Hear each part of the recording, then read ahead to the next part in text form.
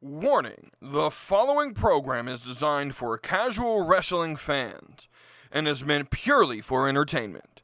If you're SAWFT, proceed at your own risk. Viewer discretion is advised. Bad guy, asshole, people call me lots of names. Damn, I laugh so hard because they're all the same. Pack my ammo, trigger happy, feeling grace. Can't lie, mans won't ever change. God sent me to piss the world off. And you mad, just admit it, you mad. Crucify me because the world's soft. And it's sad, this is all that you have.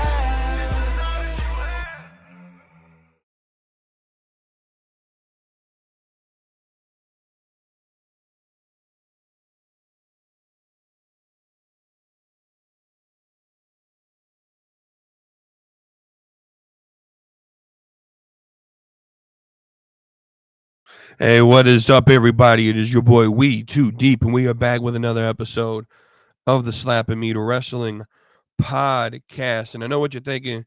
What happened on Tuesday? Well, I've been struggling. I've been struggling this week with some kind of respiratory. Who knows what it was? And today's the first day in about a week where I can complete sentences without coughing. I still got a little bit of a cough, but I told you on Sunday that it was killing me. Y'all remember that? Well, it almost did. Um, but we're back. We're gonna try to complete this one as cough free as possible. May not be as up energy, dealing with all of that. I got like 8 different medicines I gotta take now for this thing. But I'm alive. We're here talking wrestling. And you just heard the new intro, new song for the Friday shows. We're do the normal ones that we normally do on the Wavy D shows and when we do the Sunday episodes. But the We Too Deep rants are gonna get that intro because they want to make me the bad guy. They want to make me the asshole. They can call me whatever they want. Well, God put me here to piss the IWC off. And that's what we're going to do on this episode of the Slapping Me Wrestling podcast. So the first thing I want to talk about on this episode is sort of just an awareness thing. And I am an indie wrestling fan. I had earlier this year Vicious Vicky Venuto on the podcast. Y'all remember that interview? And I saw the post from her about a guy named Vince Steele who had had died. At the time I didn't know like the circumstances. Excuse me, but he died during his match from a heart attack. So rest in peace to him. I want to start this off by saying like thoughts and prayers and to that whole community, his friends, his family, to the wrestling community as a whole. So yeah, I told you I'm not up completely healed yet, but we gonna get through this. But there's something like this is strange to me because in North Carolina it is, I'm pretty certain, required to have health officials and ambulance on site. And so it took like 45 minutes for an ambulance to get to the facility where the show is happening. I guess in New Jersey it isn't a requirement. And so I really just want to take this out. Like, I think this should be like, it's 2025. I think this should be commonplace. Like, even if it's not required by the state law, promotions should have health checks before matches and medical personnel and ambulances at the facility and show care for the people you have,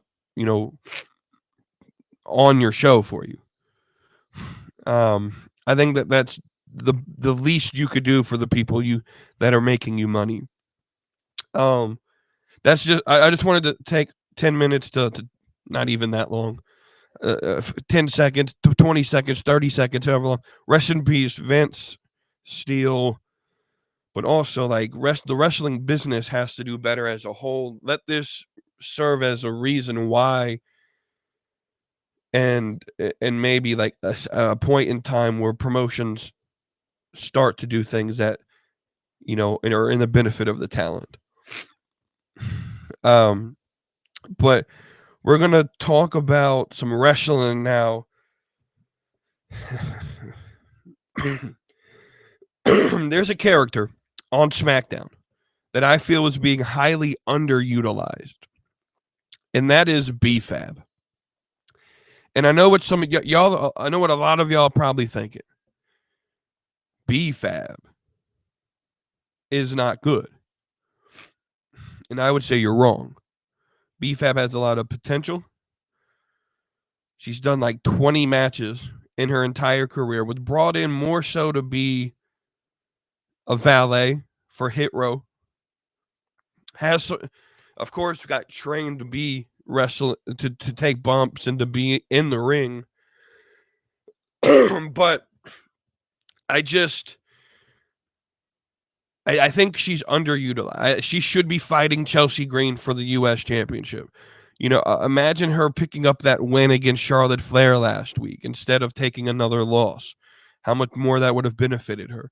And so I'm just here to state right now, B-Fab has a lot of potential in this business. She has a look to her that's good. She has a fan base already. I think with a little bit more in-ring experience, if I was in charge of booking, we're seeing on NXT right now, Carmen Petrovich. We saw in the back, they were interviewing like Jada Parker, and behind like Carmen and Ashante the Adonis split up, right? Or what? That's what is being assumed, right? So what I would have, like, say, even starting as early as next week, is I would send B-Fab to NXT talking to Ashante, where they're sort of catching up because they used to be like in a faction together. And Carmen walks in and think Ashante is trying to mac on B-Fab, and then start a feud with Carmen Petrovich and B-Fab, and B-Fab should be one of the ones that go to TNA. I think get her more ring experience because she has a very high ceiling to me. She does. I think she has a lot of potential. I think people judge, she's been there for 6 years and she's still green. Well, she hasn't been a wrestler for 6 years, right? I don't think it's fair to judge her for her lack of experience when her role was to be a valet, right? It would be as if Michael Cole got in the ring. Oh, well, he's been there for 20. Well, Michael Cole's only done one match in his career. Like, I can't expect Michael Cole to wrestle circles around anyone, right? So I think B-Fab could be better utilized, get a little bit more experience in the ring by going and doing some of the NXT shows. She should be on TV every week in a match to get some experience, right? And I think that would definitely benefit B-Fab. She's a star in the making, and you can't convince me otherwise. The next thing I want to talk about, and this might be a quicker episode on some of these topics, right? We're going to backload it with a lot of the conversation towards the last two segments, right? But the next thing I want to talk about is these European crowds. Y'all,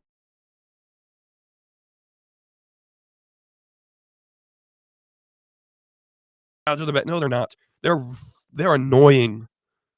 They're annoyingly just I almost wanted to turn Raw off on Monday because of how annoying they were. Of course, it was at 3 p.m. and I was able to watch because work was kind of slow, and I felt like booty cheeks at work on Monday. And we had a customer right at 3 o'clock who I took care of. And then as soon as she walked out, we were slow the rest of the day. Raw was, took me up to right about closing time, right?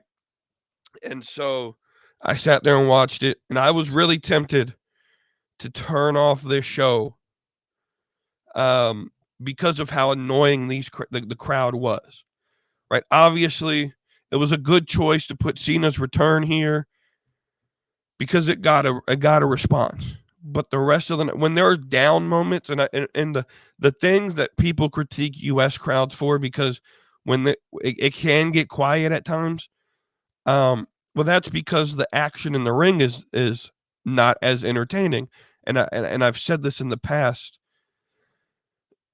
You have to earn a reaction with the American fans, right? You can't just give us boring television and expect a reaction. Whereas it's almost like the European crowd just reacts for anything, right? And I've even said that the European crowds will pop for a flaming pile of shit.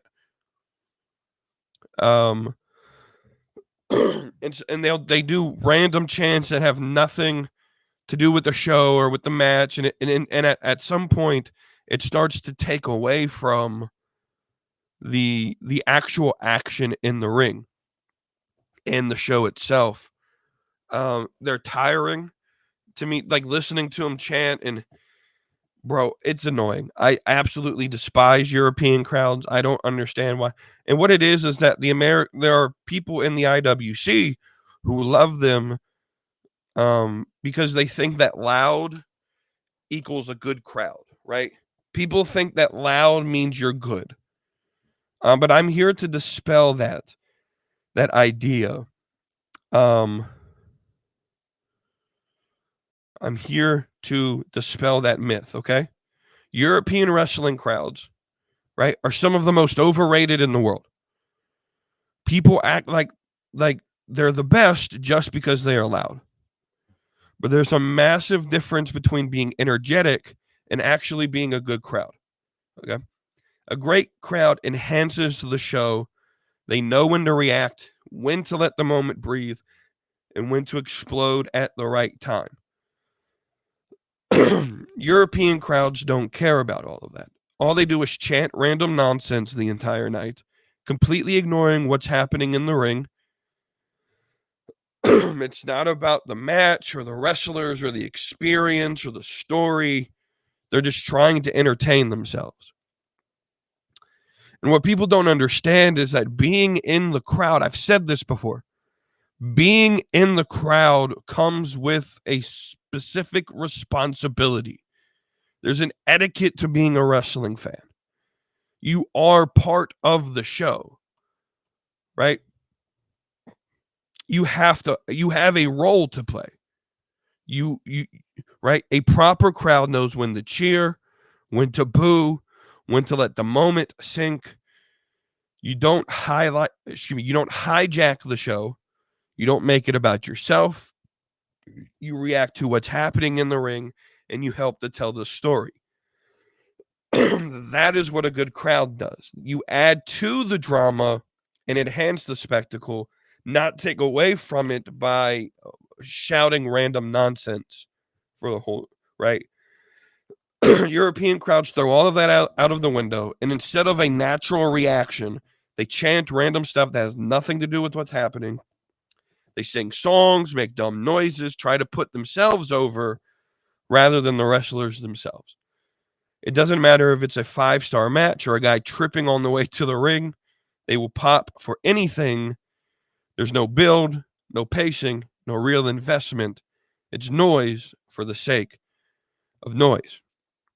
And yet somehow people act like this makes them the best crowd in the world, when really a great wrestling crowd understands the rhythm of a show and work with the performers, not against them. They elevate the talent, not drown them out. European crowds don't respect the show, the wrestlers, or the moment. They just want to hear themselves chant. And at the end of the day, energy alone does not make you a great crowd. There's an art to being an audience, and European crowds completely ignore it. A proper wrestling crowd knows how to create unforgettable moments, not just drown out the show with constant, pointless noise. If you're in the crowd, act like it. You're part of the show, so play your role. And I'll leave it at that. The next thing is I'm going to make a controversial statement. I'm going to make one, and I know some people agree, and I know some people don't. And this is going to be super controversial. Jey Uso is complete ass. Garbage. Done. I'm done with this match. WWE took what in January at the February 1st at the Royal Rumble when Jey Uso won. I had a little bit of optimism towards him winning. It was a good little swerve. I was happy with it. And what they did was had him choose the wrong person. And we're going to fix this. We're going to fix Mania because this Mania build is ass. And people are starting to join my ship. We'll talk about that next. But Jey Uso, right?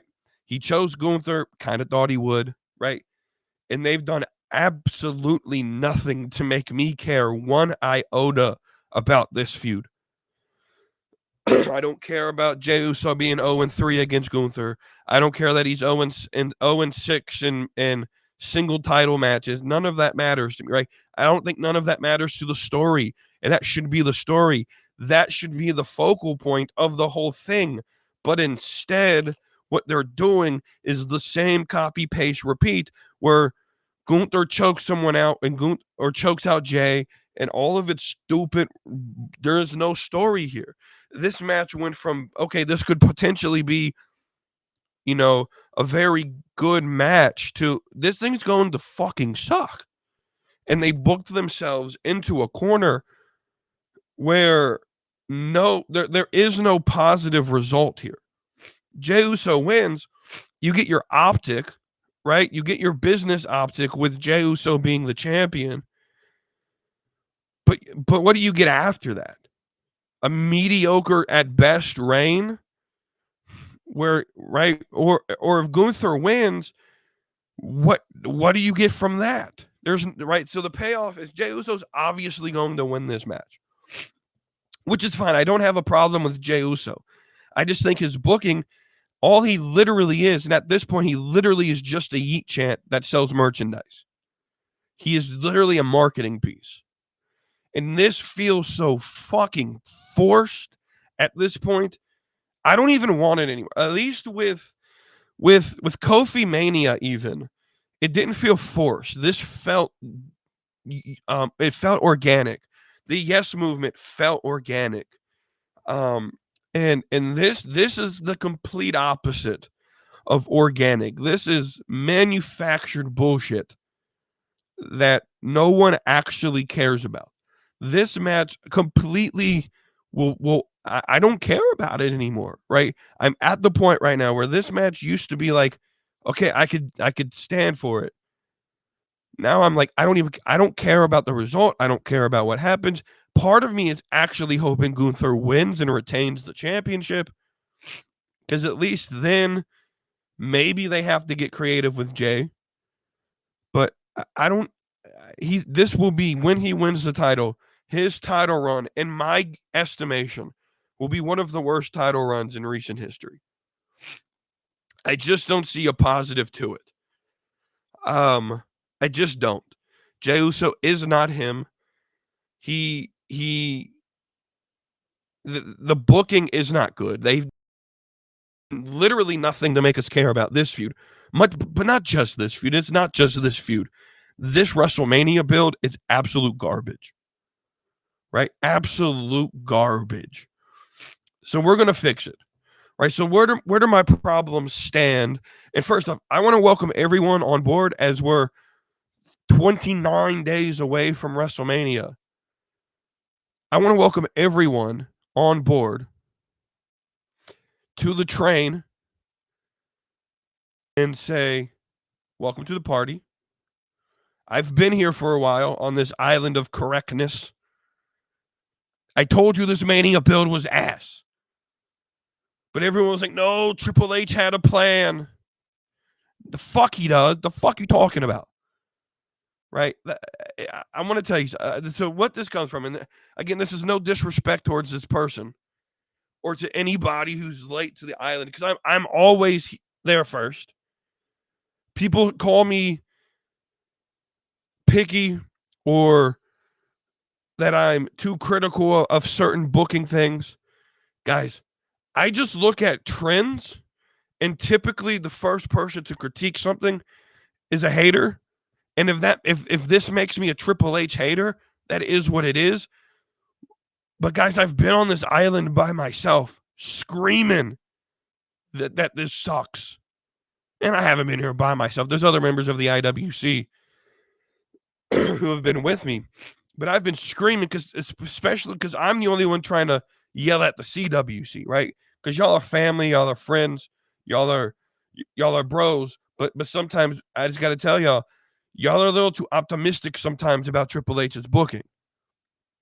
And let me tell you something. I've been sitting here with some of these IWC members and chatting with them on this island, and they're like, yeah, man, it sucks. And then I turn around and I'm like, man, I got to tell these casuals, because the hardcores don't care about the casuals.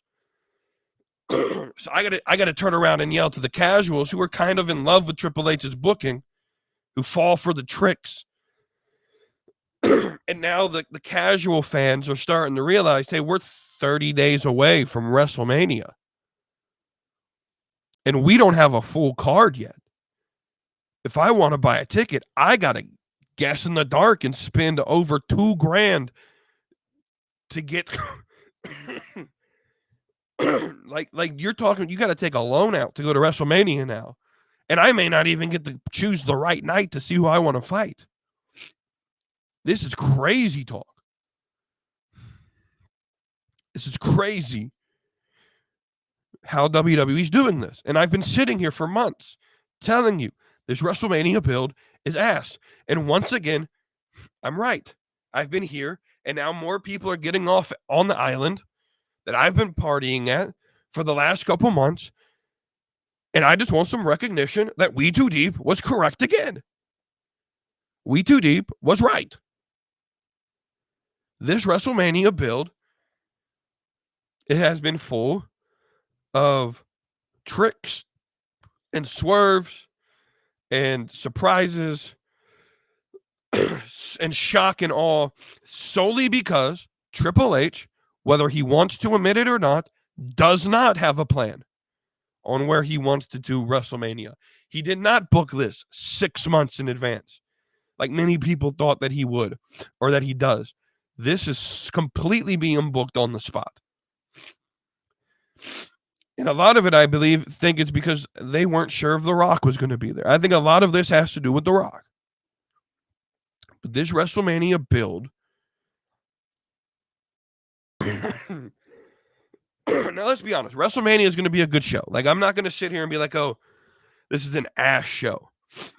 But let's be honest, it's not a good build. There's zero excitement in me right now for WrestleMania. So how would I fix WrestleMania? Let me fix it for you. The quick fix is this. Jey Uso wins the Royal Rumble, immediately picks Cody Rhodes. I have Jey Uso face Cody Rhodes. I promise you, this John Cena, because let me tell you how John Cena's turn is going to end up, right? Based off of this first promo. He's going to maybe win 17. So he wins 17. He sells out to win the title. He comes to his senses in 3 or 4 months. And then what? Right?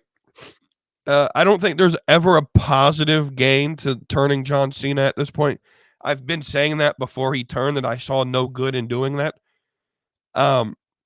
So I think the better match would have been Jey Uso versus Cody, where Jey Uso can defeat Cody for the title. And I already told you guys the story coming out of this, because what do I always say? There has to be a what next with wrestling. When you finish a feud or when you do a big thing like this, like WrestleMania, there has to be that what's next moment. And there is nothing with Cena and Cody. There is something with Jey Uso winning the title off of Cody. That what's next moment is, well, Roman Reigns comes out the, the Raw after Mania and congratulates Jey Uso for winning the championship and bringing it back to the family, and then looks at him and says, "Now hand it back to your tribal chief. I'm the actual champion." And for Jey to say no,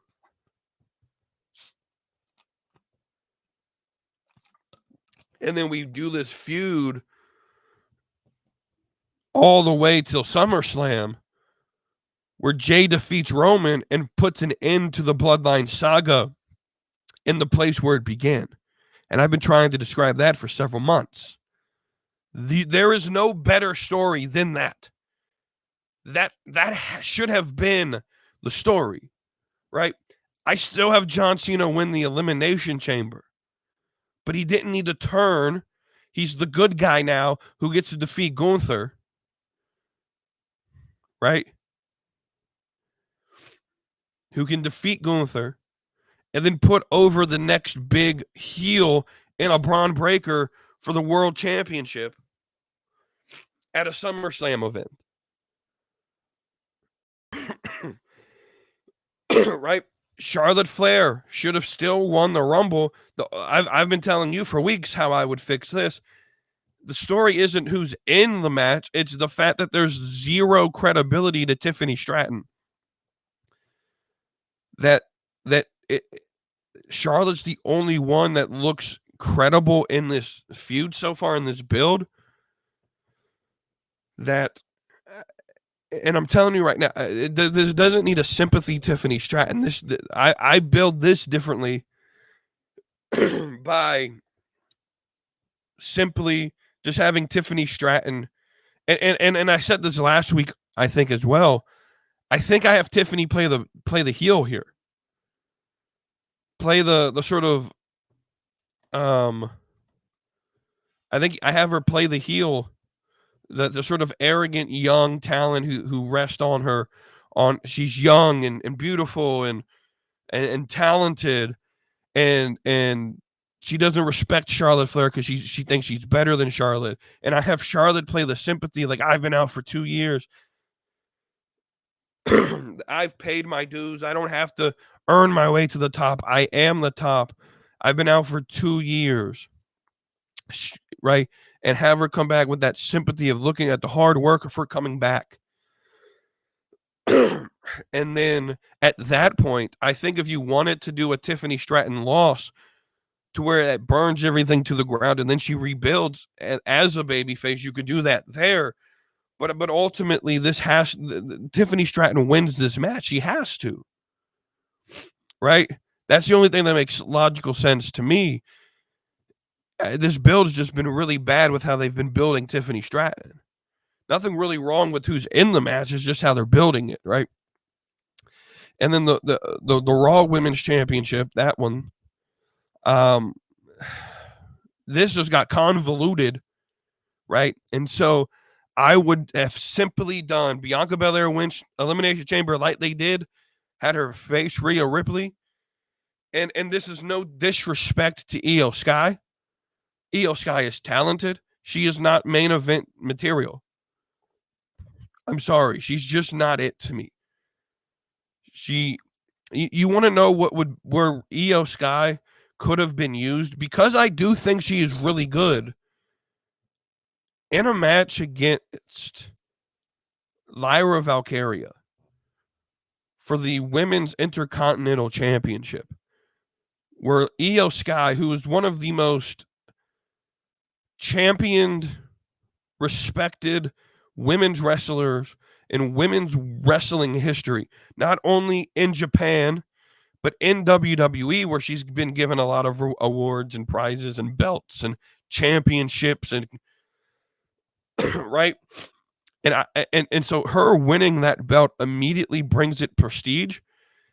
And I think what you could have done is have Io win it, Dakota get jealous, and then you do the actual split of Dakota Kai versus Io Sky at a Backlash or at a SummerSlam, even, right? Where they both debuted again in the company with Bayley and Damage Control. So Damage Control came together at a SummerSlam 3 years ago, and then they could fall apart at a SummerSlam, right? You see that?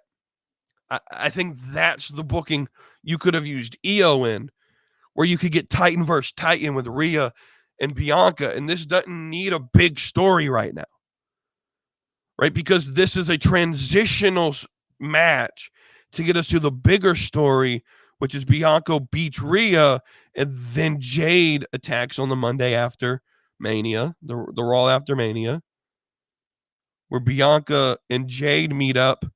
Bianca comes out as the actual perpetrator of the attack, and you get a 3-month-long feud where Jade Cargill then faces Bianca at SummerSlam. And you start to build for that next big event here at Mania, right? You're going to start putting your puzzle pieces together to get to the next destination in SummerSlam. Because that's how I book. That's how Triple H says he books, but he doesn't. I book that way. I book from Mania to SummerSlam. So my Mania results will ultimately already, right? So I'm booking Mania with the result of what I want at SummerSlam in mind. Right? The tag team division. Why not give the Street Profits a WrestleMania moment? I'm glad they have the championship, but why not have them wait 5 more weeks and do it at WrestleMania?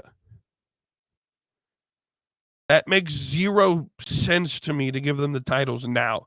There's no direction in how you book this, the mid-card at all. Right? Roman, CM Punk in them, that's fine. I don't have a problem with that feud. Logan Paul and AJ Styles, I don't have a problem. But the championship pictures is where I have a problem, right? There's these 4 matches that you have confirmed right now have not been booked properly. Just haven't been booked properly. There's no long-term idea of where we're headed. He's trying to outsmart the marks. And in doing so, he's giving us very convoluted, boring, sloppy mess of a television show that isn't very entertaining. Right? It's just not very entertaining. Right? And so doing it the way I do it, oh, okay, cool. We don't get Cena's heel turn. But do we really need a John Cena heel turn for this WrestleMania to be good? No, I don't think we needed that. I don't. I feel like this Mania is so convoluted that at the end of the day, I don't feel like there's any payoff to the matches we're going to get. And that's just how I feel about it. All right. So we're going to end this by talking about AEW Dynamite from Wednesday. One that James has declared the greatest, just Junkyard James from the Beyond the Junkyard podcast, the greatest Dynamite of the year, which sets the bar really low for me. But it starts off with this 4-way. Number 1 contender match. Winner gets the prized honor of losing to Kenny Omega at Dynasty This match is Mark Davis, Mike Bailey, Orange Cassidy, and Ricochet. And I'm not going to sit here and name all the moves they did. It was a pretty decent match. The best thing they showed on the show. With a convoluted finish, kind of actually safe finish, where Mike Bailey and Ricochet technically won. This is leading to a triple threat. I don't hate the thing, the results, but what this shows is that Tony Khan is also, too, just like Triple H, playing it safe with his booking.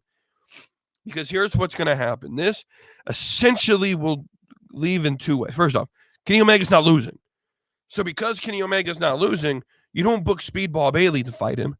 Because by the point we get to Dynasty, he's going to be 4 or 5 matches in, probably undefeated. You're not going to have Speedball Mike Bailey lose in his first title match, right? Like, take the pin. So Ricochet is in the match solely to lose, which completely scraps away all momentum from Pretty Ricky, being that it's going to be 2 pay-per-views in a row that he takes a pin, right? Excuse me. And so this is just interesting booking, I guess. I just don't understand, though. Like, my whole point to this is, why have Kenny Omega fight at Dynasty? Why? I don't think he needs a match here. If the end goal is all in Okada versus Omega, start the feud with Okada right now. And give us 3-month feud till All In with a storyline for us to care about and people to tune in and watch. So that's where I'm at, right? The match was fine. I didn't hate the match. But the lack of story here is what really, like, Speedball Bailey even, like, 2 weeks in, and he doesn't feel like he's important anymore. He doesn't have a gimmick. He's generic, just like the rest of the roster. I just don't get it, right? I don't get what they're trying to do here, right? So the next match is the TBS Championship match, Mercedes Moné versus Billy Starks.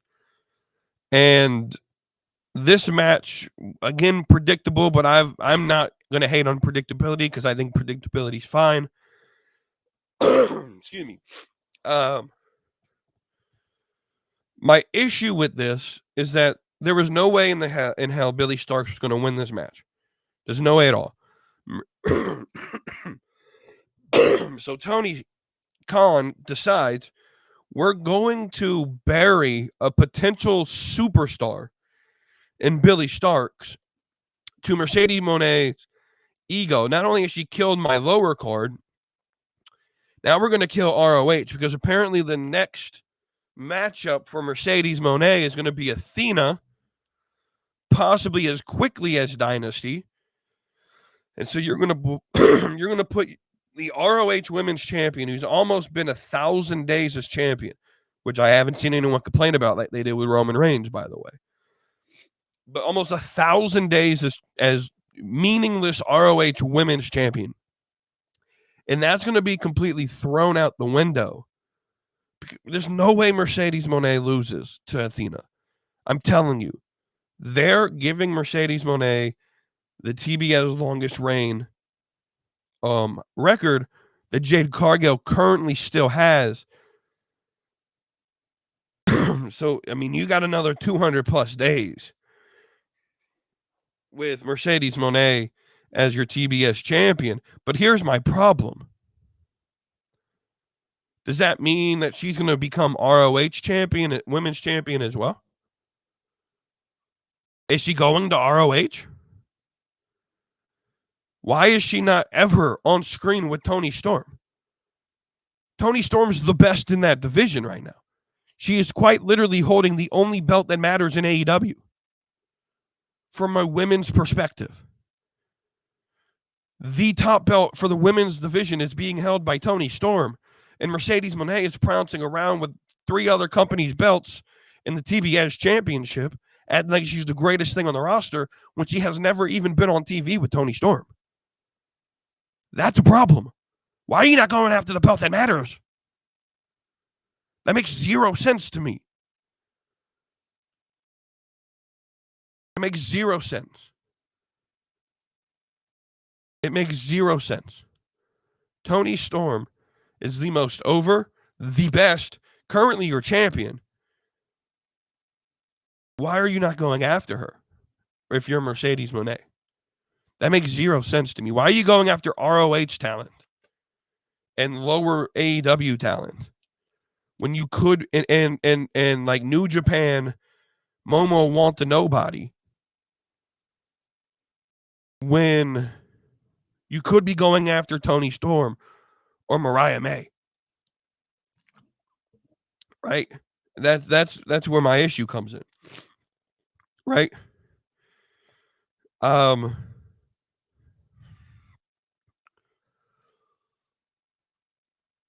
Then we have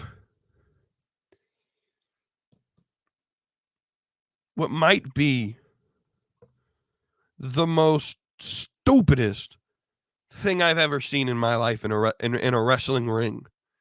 I think I've seen some pretty stupid shit in this business. But this might be the stupidest shit I've ever seen in my life. Ever happen on a wrestling show. AEW World Championship. First off, why the fuck is this match not main eventing? Like, I could see if this was a pay-per-view and you had Mariah and Toni fighting.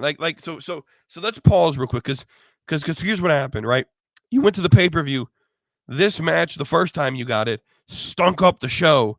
So Tony Khan heard all the critiques about how Toni Storm and Mariah should have been the main event. And so what he does is he basically redoes that card and puts Chris Statlander and Megan Bayne as the main event, which should never be a main event ever. Right? Should never be a main event ever. And you get a street fight between Jon Moxley and Cope in the middle of your show, when this should have main evented, because it's Wednesday. It's the World Championship, and there's no equivalent championships being defended. This has to be your main event. That's how cards are booked, Tony Khan. Like, you heard, but you didn't actually understand the critique. So they do this match, and most of it's, your standard street fight bullshit. Right? But then you get the dumbest spot I have ever seen in my life. Jon Moxley is suplexed onto a damn spike. This motherfucker gets fucking nails straight into his back. And I don't care who you are. There is no justification for that. There's no justification for doing that. There's just no reason in the world why any wrestling promoter would put on television a man being suplexed onto nails to when he stands up and the damn post is literally stuck in his back. That's just straight up retarded for two reasons. The first one is there's no story. It means nothing. This match was the better of the two matches, by the way. This should have been the pay-per-view match. That was a pay-per-view spot. If you were going to do that spot, why the fuck did you not do it at the pay-per-view? Let me tell you why they didn't do it at the pay-per-view. Because there were 17,000 other spots where blood was involved at the pay-per-view. That's the problem with AEW. I'm gonna pull back the curtain a little bit, and I'm gonna talk to the Junkyard Boys, because I complained about Tony Storm and Will Ospreay and them using so much blood, and how the amount of blood AEW does and uses about a week and a half ago. To the point, and like they sat there and called me basically retarded, that I didn't understand AEW's programming. But this is what I mean when I say that you guys do spots for the sake of doing spots to get a pop. Not to tell a story, but to get a pop. This spot was dumb as shit. I'm going to talk to you guys. This is what I meant when I said exactly what I said about the use of blood and stupidity in AEW. This is not ECW. This is not the 1990s. Stop pulling out the Terry Funk card and the Mick Foley card. Terry Funk is dead, probably prematurely because of the stupid shit that he did. Mick Foley is literally at the point where he can barely walk because of the stupid shit that he did. And rather than saying, well, they did it, so excuse me. Rather than saying, well, they did it in the 90s and the 80s, so why can't they do it now? Well, because I can look at history, look at how they turned out, and said, I don't want Jon Moxley in a wheelchair in his 30s or 40s. Because I can look at history and say, I don't want him addicted to painkillers in a wheelchair or paralyzed when he has a little kid at home and a wife to take care of.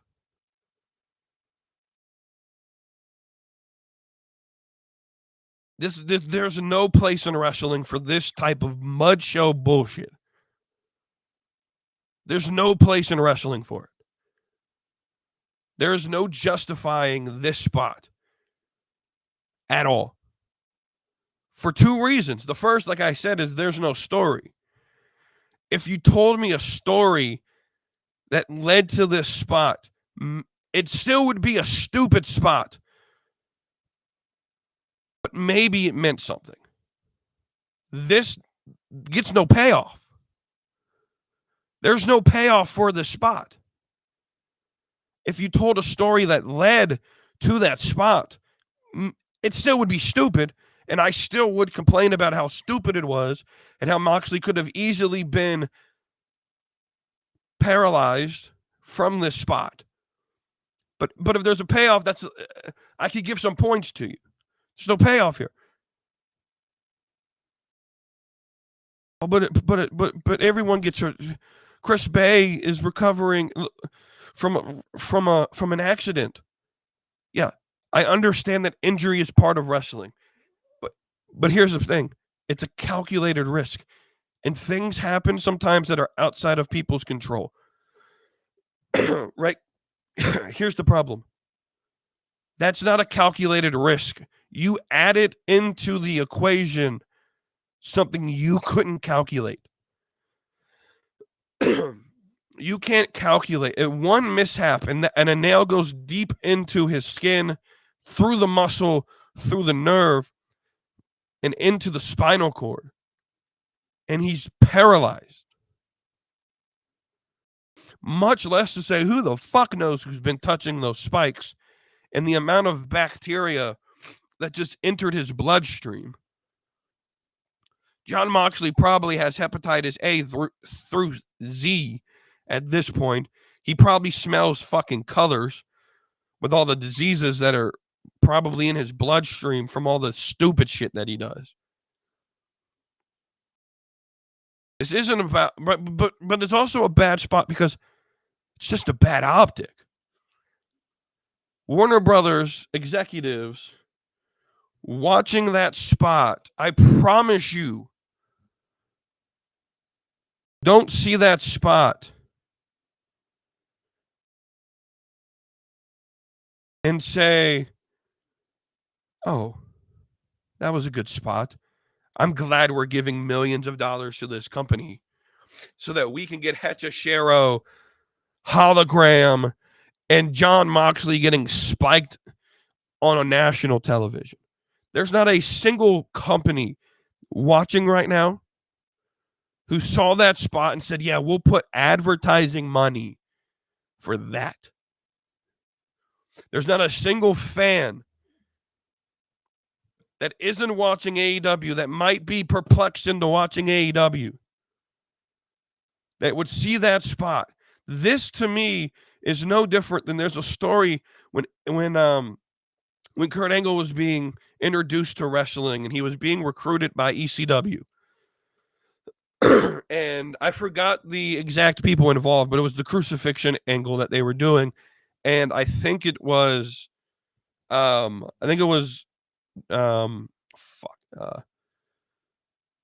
fuck is it? Sandman. I think Sandman was getting crucified. In ECW.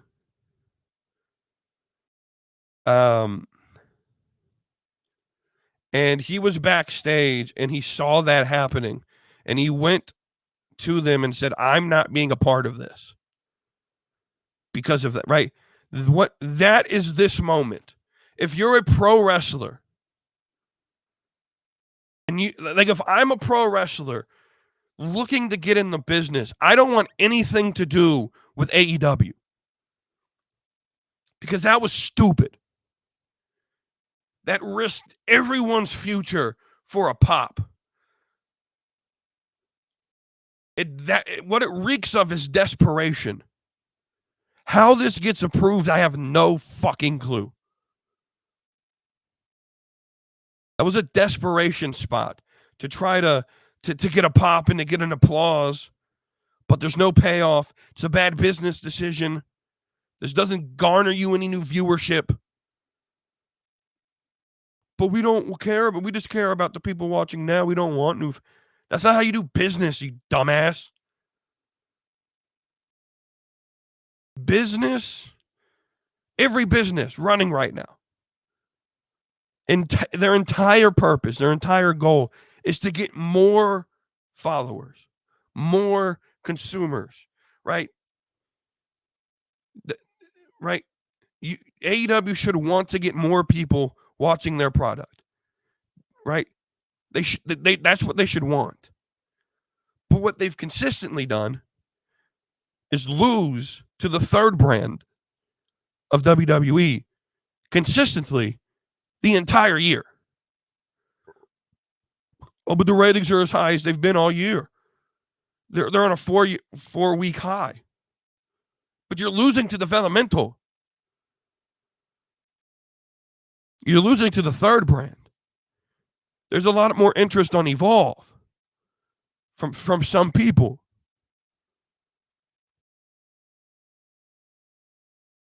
There's no stories. There's no stories. There's no purpose. There's no reason to watch. It's just mud show bullshit. This show was awful. And Jon Moxley doing this spot.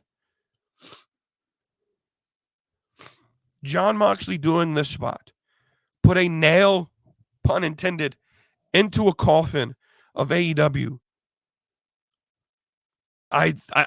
This ship is sinking, dog. This ship is sinking. I don't know how much longer AEW got, y'all. I just don't. This feels like Tony Khan trying to play ECW. And it's not going to work. There's a reason ECW had to merge with WWE. There's no mainstream appeal with this. You're not going to get people to care about your product if this is the product you're going to promote. There's just no interest in this style of wrestling.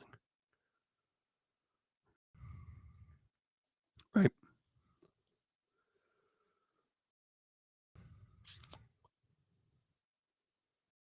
So that's all I got for you. Hope you all enjoyed this episode. I know the coffin's probably annoying. I do apologize.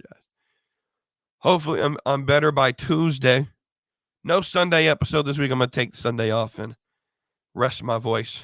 Wanted to give you some content this week, though. I will see you next Tuesday with me and Wavy D.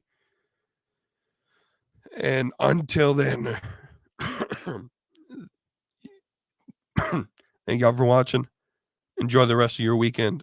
I will see you on Tuesday. So hit that subscribe, come along for the ride. AEW, WE, we're always on side. From fantasy booking to baddies that slay. Slapping, meet, wrestling every Tuesday.